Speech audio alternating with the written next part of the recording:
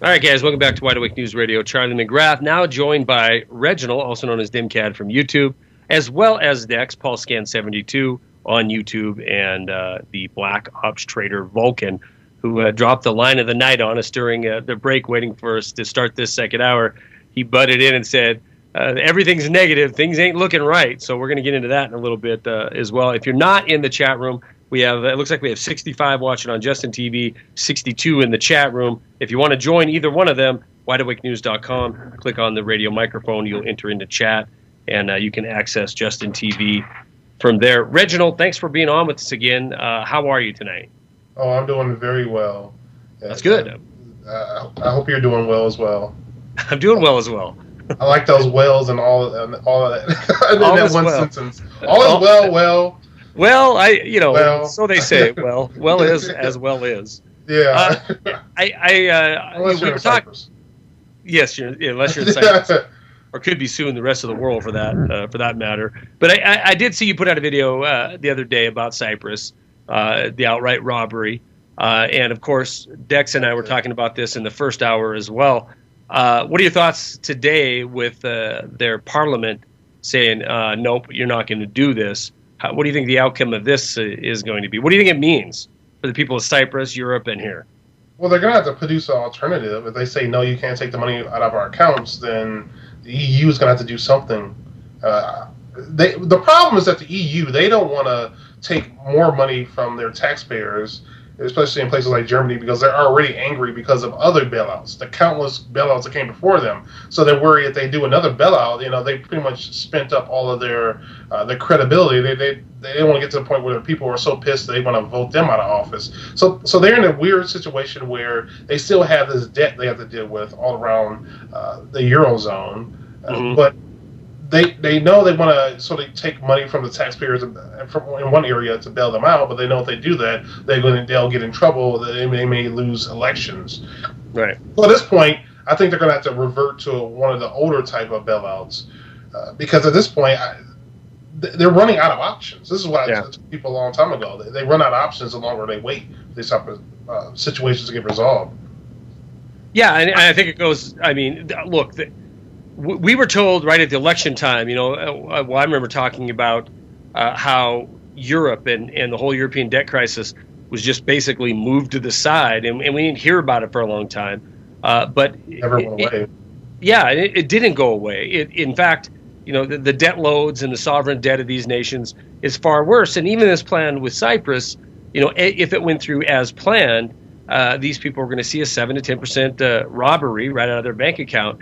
And then their sovereign debt was going to expand from 90% of GDP to 140%. This is supposed to be a deal that saves them from a sovereign debt implosion and from a financial crisis. But the only thing it does is steals money up front, gives them more debt on the back end. So, if anything, I think this shows that the European sovereign debt crisis, it's not put to rest. It's only just begun.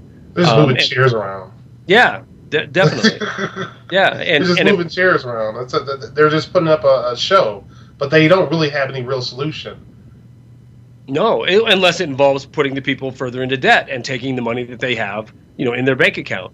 So, Dex, are you still with us? Yep. Jump in here because I really think the reason you're seeing this strange indicators that you were sharing with us during the break is 100% because of this European debt crisis. And explain to everybody what you're seeing that doesn't look right. Well, to be honest with you right now, it does not look right. We have stock indexes heading lower.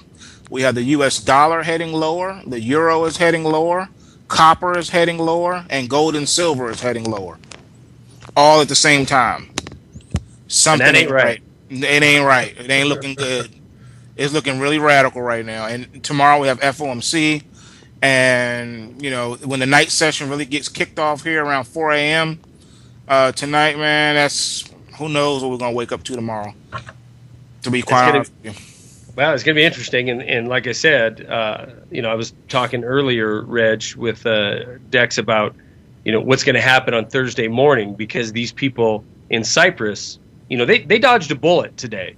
A direct 6 to 7 or 10% cut or robbery right out of their bank account. How can this not lead to at least, if nowhere else, if the rest of Southern Europe wants to just ignore reality, at least in Cyprus, you would think that when those banks open Thursday, you're making a beeline to that bank to take out everything you possibly can. Would you not do that, Dex or Reginald?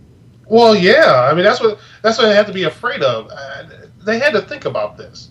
If they can take money out of the accounts in this one small country, the other countries with similar problems, people have to think that, okay, we have the similar debt to GDP type of situation. They may try it here. So I sort of view this as sort of like a testing ground. I'm sure a lot of people viewed it the same way as well. It's just a testing ground. And if it was able to go over that area, then they're going to try it elsewhere. I'm surprised they were at least thinking about a possible bank run. I mean, had this gone through, people would have been panicking. I think people are going to panic especially because it didn't go through. They could still get their 7 to 10%. It isn't going to be that money's still going to be there on Thursday morning. But more importantly, the IMF engineering this, right? They are not going to just suddenly say, well, okay, that was a bad idea. We should have never tried to do that, and we're never going to do it again. I think because it failed, and because where it came from, the International Monetary Fund, they understand, the people of Cyprus better understand that they're not going to stop with a no vote in their parliament. It might not be tomorrow, it might not be a week from now, but they are going to come after that money. And the people of the rest of Europe should realize that this plan wasn't drawn up by the government of Cyprus. This was the International Monetary Fund. And if you're listening in the United States, understand something. The United States contributes the largest contributor to the IMF. What's good for Cyprus and Greece and Italy and Spain, of course they believe that's good for us here in this country as well. So that's a great point, Reg, that if the bank run was going to be caused by a haircut, I think it's going to be even more so by the fact that they still can grab this money. My prediction: Thursday morning, police in the streets in Cyprus. Or the other thing, they're going to take a cue from the U.S. The U.S. could never have a bank run. The reason why we can't have a bank run is because all they have to do is set limits on what you can take out of your account, which they already do now. And all they have to do is restrict it even further. Second of all, we tried to have a little bank run back when Bank of America first got exposed as having problems. And a bunch of people walked down to the bank and decided they were going to take all their money out. And what happened? They were all arrested. Okay, they had the police waiting for them. So trust me, you will see the locks on the doors at those banks. People will only be able to take out a little bit of money. And if they don't like it, they can go to jail. They can be arrested or shot with the hollow point bullets that they borrow from the U.S. So that's where we are right now. That's where we are with this. Well, if it gets too bad, people will be shooting back. We're talking about people's life savings here. That's right. Again, this isn't a European country, so it goes both ways. If we run into a situation where it's pretty much all the major banks, you can't get your money out, and they're taking money out, or they devaluing the currency dramatically overnight, then you're going to have people losing over less things than that. Yeah. I mean, imagine people losing everything they work for. This is one of the reasons why I don't like bailouts. One, they take away resources from the savers, from the producers, and give it to another group of people, usually elite bankers or whatever. Two, they encourage those people, the people receiving the bailout, to continue the same behavior that led to the problem in the first place. Three, they punish the people who actually did everything right. And it actually encourages more people to do the wrong thing because, hey, these guys were bailed out. And last, and certainly not least, it doesn't actually solve the problem. It just makes it worse overall because you're not really addressing the core issue. Yeah, you almost forgot. They changed the rules, you guys. I almost forgot. The U.S. banks now, U.S. banks from coast to coast only keep a certain amount of cash on hand now. The majority of the cash that they have goes back to the Federal Reserve. All right, hang tight. We're going to be back with Reginald from the Demcad channel on YouTube and Dex from PaulScan72 on YouTube. Hang tight. We'll be right back. I have no idea where to take the conversation because we talked about so many things during the break. Welcome back to Wide Awake News Radio. We got Demcad, also known as Reginald. Everybody knows him from YouTube. We have PaulScan72, also known as Dex from Black Ops Trading. we were talking about everything from counterfeiting money to the money the banks have in them. And you know what? Let's just keep it open, keep it rolling here a little bit. But Reg, I do want to I want to hear a little bit about what's going on in Detroit. This is a short segment, so give us an update. The city's on the verge, but there's some optimism floating over there. So what's going on? I mean, is the city going to go bankrupt? Well, essentially, as you guys know, they changed the law in Michigan, so they now have emergency managers. Republican Governor Rick Snyder appointed an emergency manager for Detroit. What that means is this one person is essentially almost like the king, or somebody. It pretty much has very much unlimited power, or at least a lot of power. They can actually change the salaries of pretty much everybody, including the elected officials. They can pretty much determine whether the mayor has a say in things. I mean, that's how powerful this emergency manager is. And this guy, his name is Kevin Orr. He has experience with the whole Chrysler bailout. I'm not bailout, but bankruptcy. So that's sort of his experience right there. And he claims to be really optimistic if all the shareholders, or stakeholders, I should say, do what is expected of them. So he's claiming that he wants to work with the city council and the mayor's office, and everybody has this sort of a wait and see type of attitude right here. But this guy, he can renegotiate union contracts. He can slash pretty much anywhere he wants to slash. So at this point, I don't see how they avoid bankruptcy. They have $14 billion in long-term expenses, long-term liabilities, and then every single year they have these massive deficits. So they're going to have to make some extreme cuts. And at this point, people are going to have to lose their jobs. I don't see how they avoid that. I don't see how they avoid that. Jesse Jackson's now getting involved. Big surprise. He's joining the fight against the Detroit emergency manager. What is he going to do? What is his alternative? I mean, really. Is he offering anything? Is he offering any kind of a solution? No, he's joining in the fight. Okay, fighting. Okay, let's say you get rid of the emergency manager. You still have massive debt. Okay. Yeah, and of course the pastors are getting involved as usual. It's politics as usual within the Democratic Party. But again, where's the money?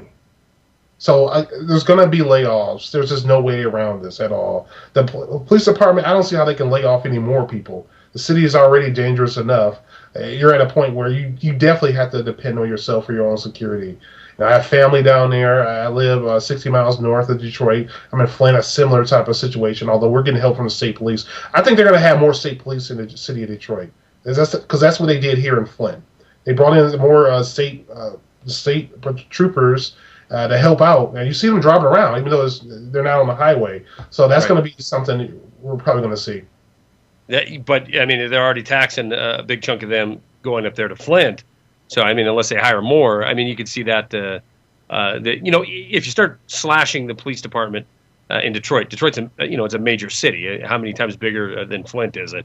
You're going to need a lot of state troopers in there to try to take up that slack. But, I mean, it's definitely a mess, and you're right. All these billions of dollars, it isn't going away. I mean, it's just kind of like we're talking about in Greece and Cyprus. Kick the can down the road, pretend it's going to be okay, but eventually you're going to have to pay for that debt. Right? A lot of stuff is going to get sold. This is my opinion right here. A lot of stuff is going to have to get sold. A lot of resources, a lot of assets, and this is something that Jesse Jackson and the pastors are concerned about. But a lot of stuff it's going to have to get sold. Is going to be probably operated by corporations, taken over by corporations. Oh my God! What's going to happen? It's going to be like RoboCop. Oh God! And it took place in Detroit too. It took place in Detroit.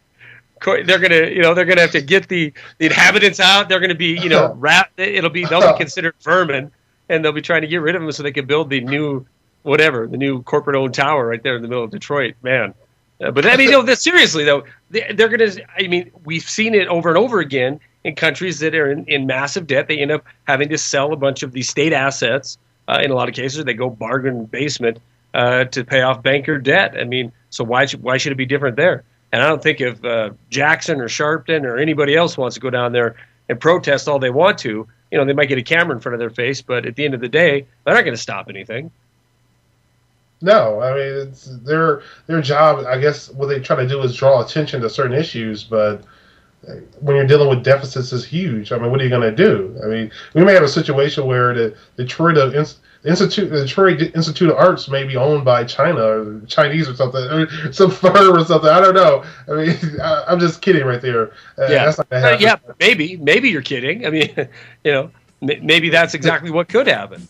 All right, we're going to be back in just a minute. I want to talk, when we come back, we'll jump back on this situational awareness, because I like that video that you recently put out. And then we'll continue the conversation. I want to get into counterfeiting a little bit too, Dex. Oh, yeah, Dex and Reginald. All right, hang tight. We'll be right back. All right, guys, welcome back to Wide Awake News Radio. Reginald Demcad from YouTube and Dex PaulScan72 from YouTube are our guests, and we continue on. Reggie, tell me about your situational awareness video, concealed carry. What was the reason for making that, and what did you find out? Well, I used to have a really bad habit of just walking around and not being aware of my environment at all. I remember, there was times where I would just stare up in the sky, just stare around, and just wouldn't really be aware. And like every once in a while, somebody will surprise me when they'll walk up right behind me or past me or whatever. And I remember one time I was at a store, and I went shopping, and I went to my van, and I was loading up groceries, and some guy appeared out of nowhere, right? He's right behind me or something, and he's like, he asked me, do you have any change? He was telling me some story about how he needed some money or something, whatever. So I must have freaked out. I didn't draw my gun on this guy or anything, but I think he may have saw it, and he sort of got out of it. He had a sort of a worried look on his face, and he just got out of there really quick. I was really polite, but it was a really bizarre situation, and it sort of reminded me a while ago that, I need to be a little bit more aware of my environment. It's not just enough to have a firearm, you have to learn how to use a firearm. You also have to really be aware of what's going around you. That can help you avoid situations where you feel like you have to use any type of weapon for any self-defense. So just keeping your eyes open and looking for problems before they even happen, it could be a really good tool in helping you out. So, yeah, no doubt about it. I think that's good advice. I mean, because you can have all the gear in the world, but if you don't pay attention to things that are, happening right when you're walking between the grocery store and your car or whatever the case may be, then it's kind of worthless, kind of useless to have the gear or the concealed carry for that matter. You may end up just getting it taken from you. Yeah, exactly. So you have to be aware of what's going on around you, and if you think somebody's following you, you have to respond accordingly. It's best to stick with groups. It's best to get around other people. You can also go into restaurants and go through one exit and wait there, or leave out through another exit. You may see two restaurants close together. You can go through one end and go out to the other restaurant. There's a lot of different things you can do. If you can go around, you make 4 left turns or 4 right turns to see if the person is going around in a circle to follow you. There's a lot of little things you can do if you're just aware of what's going on around you. And you want to actually just have your hands available for defense. You don't want to get so preoccupied that you're looking down at your iPod or your MP3 player and you're looking for a really, really long time, like 5 minutes, and you don't know what's going on around you. So these are little things that seem like common sense, and it is common sense, but it's something that we... Hello? Dex, Wow. do I got you? Yeah, I'm still here. I don't know what happened to Reggie. He was making too much sense. They shut him down. He locked up. He locked up here on this end. Gare, did we still have him connected? It's trying to reconnect with him. Here I was congratulating him on breaking the spell, and we flat lost him. Wow, what a day! Yeah. What a day indeed. Crazy. I think I know what the problem was. All I had was plain donuts. I didn't have any donuts with the pink frosting and the sprinkles, and those guys in a black Suburban, they don't like plain donuts. I think that Obama did it because he doesn't like the truth that we're telling. It could be that. Tell me about the markets. Are we still all in the this ain't right territory? Oh, it's getting more and more unrighteous by the moment. Yes. We're heading lower, even lower now. We just hit a new evening low here in gold and also in silver. And Red's back. Go ahead. All right. No, go ahead, Dex. Finish up. Yeah, and the dollar is still negative, and the euro now is trying. It's unchanged, but it's still not looking good on the futures. But the forex is negative still, so it's still negative. It's still not looking good here. It's All right, not. I want to ask you. I want to ask you both a question. I'm going to start with Reginald since we got him back. Because I was thinking about this today. I'm talking to my friend Doug Owen, who is he founded Oracle Broadcast, and he's April 1st. He's going to stop it. He's going to pursue other interests, so Oracle will no longer be around. And for those of you listening on Oracle right now, understand that because I've received oodles of emails of people asking me if I want to bring the program over to some other network. I don't broadcast on Oracle. I broadcast on Rinse, and Oracle picks up the feed. So you hear us on Oracle, at least you will, until April 1st. But we broadcast, of course, on Rinse, and then some other networks pick it up. So, but anyway, I was talking today, and just starting to make me think a little bit about conversations I've had with other folks in independent media over the last year or so, and we've pretty much all have the same conclusion that the better perception of news by the better perception, the optimistic feeling, or indicators that we're supposed to grab onto and pretend that they're true indicators of our economy.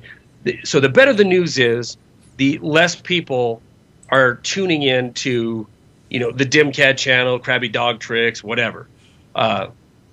If there's crisis, if there's controversy, if there's a big drop on the Dow, then we see spikes in the number of views that we have and that kind of thing.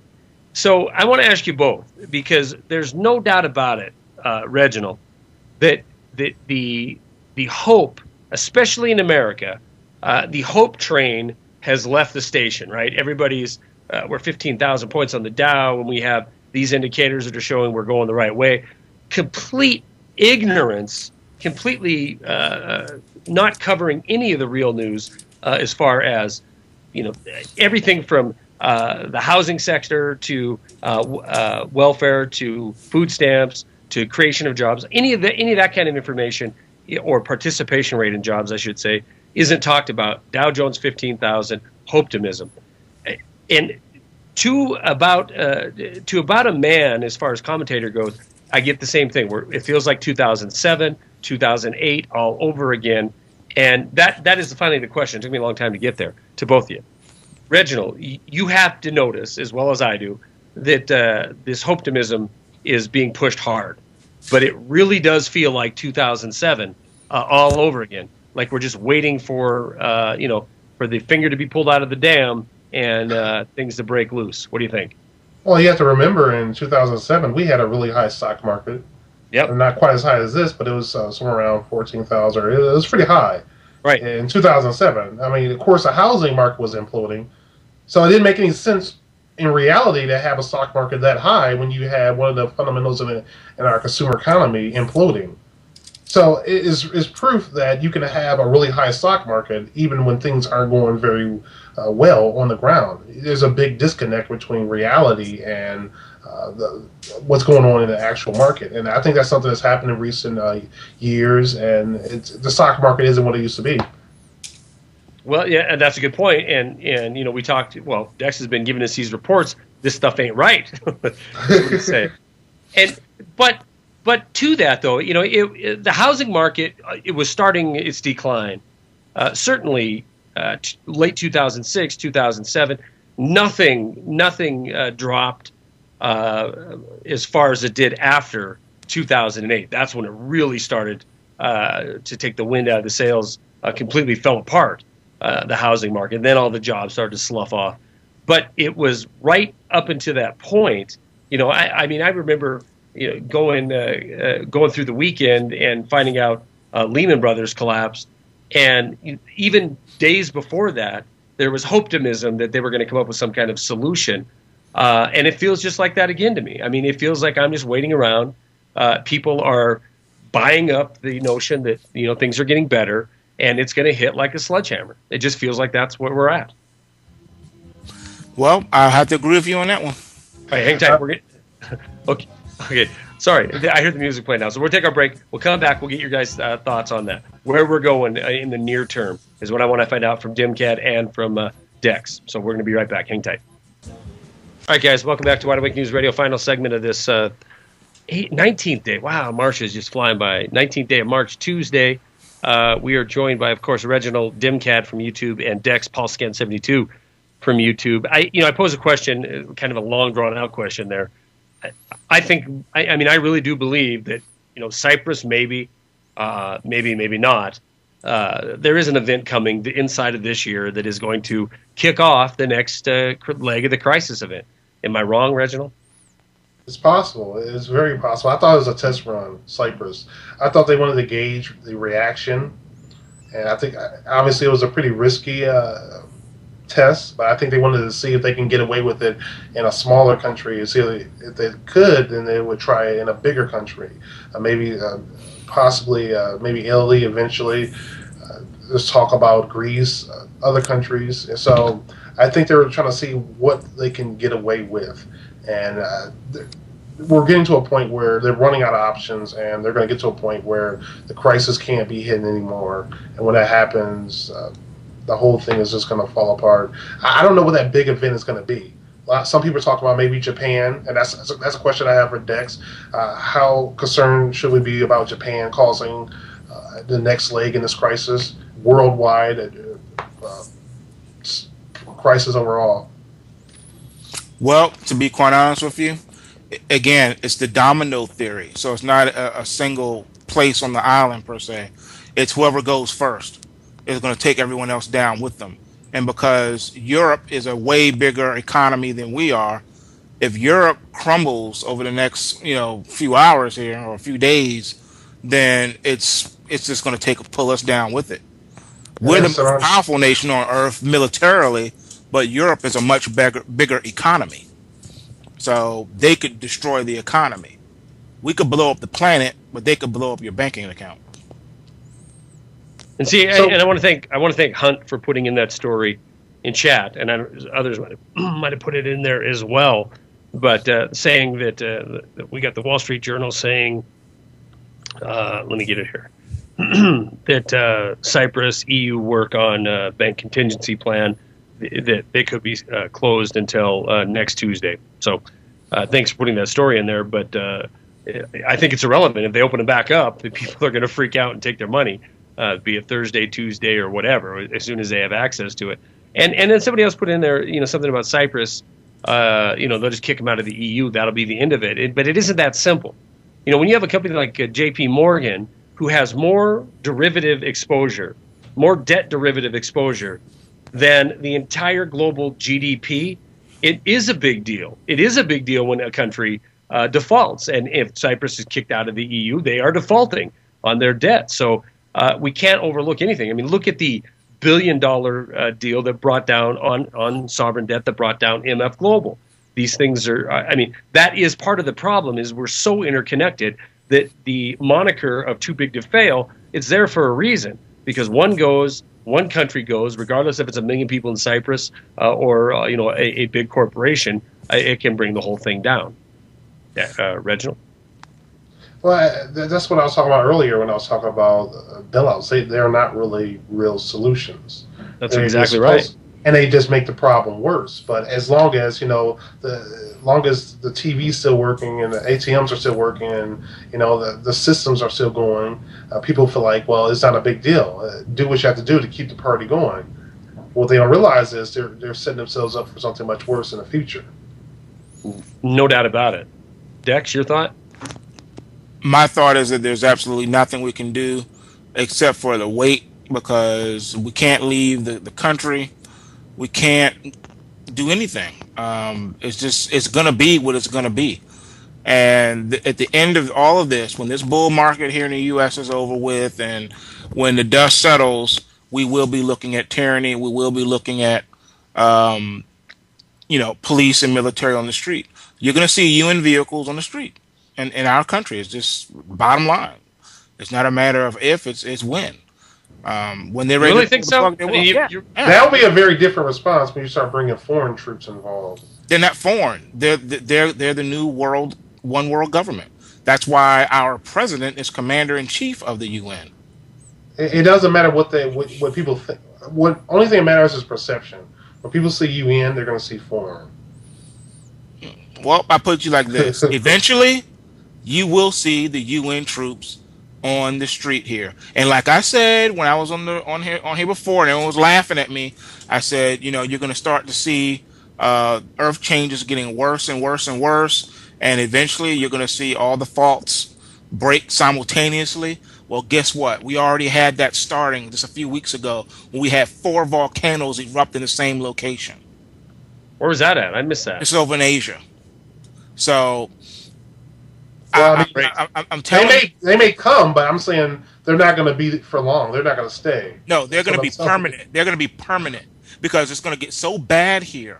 We're going to get the double whammy. We're going to get the economic collapse situation going on, and we're also going to get hit by these devastating earth changes here in the U.S. That's why they've been making all these preparations, you guys. It's not just for economic collapse. It's for what else is coming that they can't stop, like all these asteroids that keep coming and hitting. And now they're shook in their boots over the one that's supposed to hit in Canada and Mexico. So, I mean, it's not going to stop for us. It's not going to stop. The U.S. is going to be left to turn inwardly, and we're not going to be on the world scene making so much of a noise as we used to. I think at the end of the day, we're going to be absorbed into the European Union. Period. No.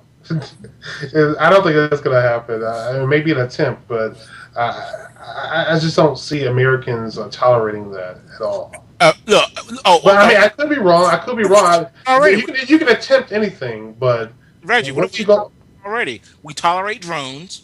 Okay. We tolerate teachers and principals having sex with our students.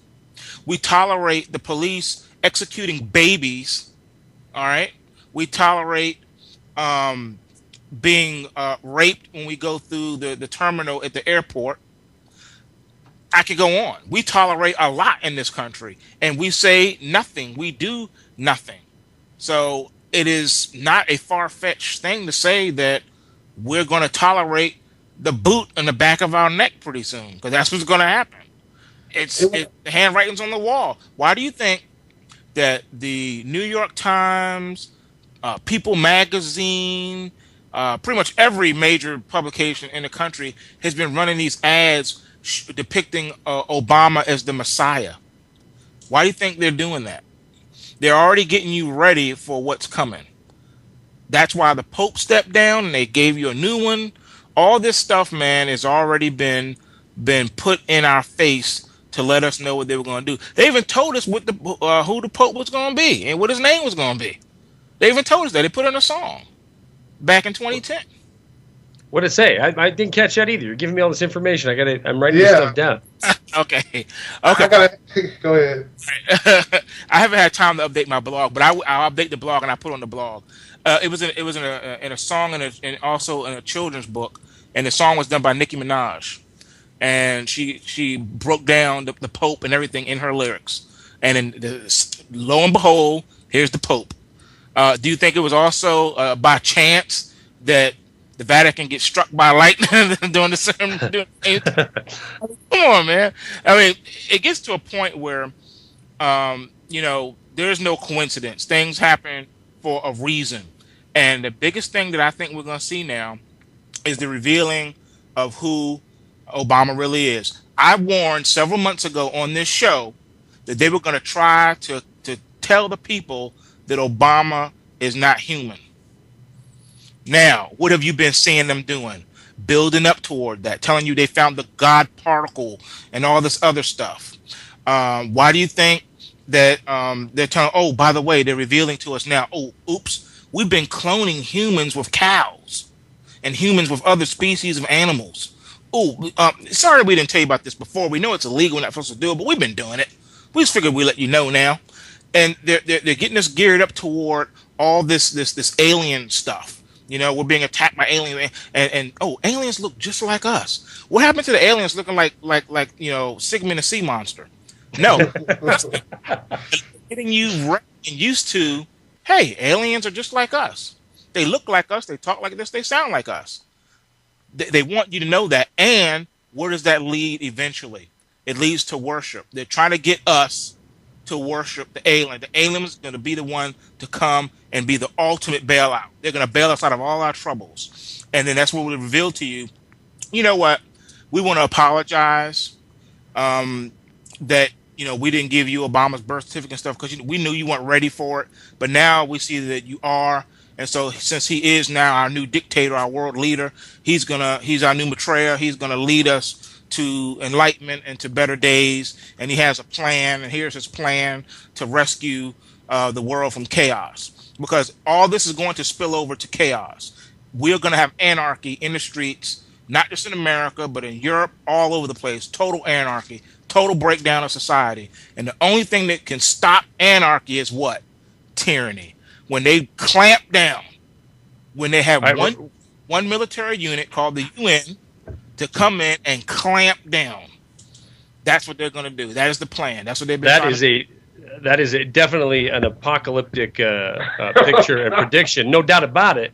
And Dex, I know go ahead, Reg. What? Oh yeah, go ahead. I just hope he's wrong about all of it. I do hope he's wrong too, but I don't know if he is. And one thing would be if you are correct, Dex, that gives you a timeline, right? We got about 3.5 years left here, because that's the time of this last run, at least as president.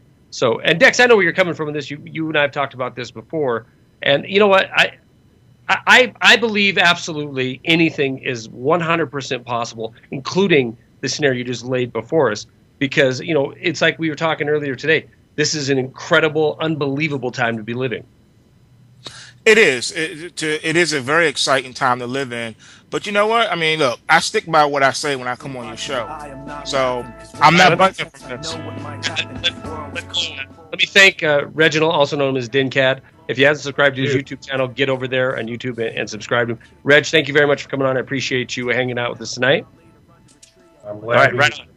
All right, and of course, Dex, thanks for coming on and staying with us for the full 2 hours. I greatly appreciate it. PaulScan72 on YouTube is his YouTube channel. Go there and subscribe.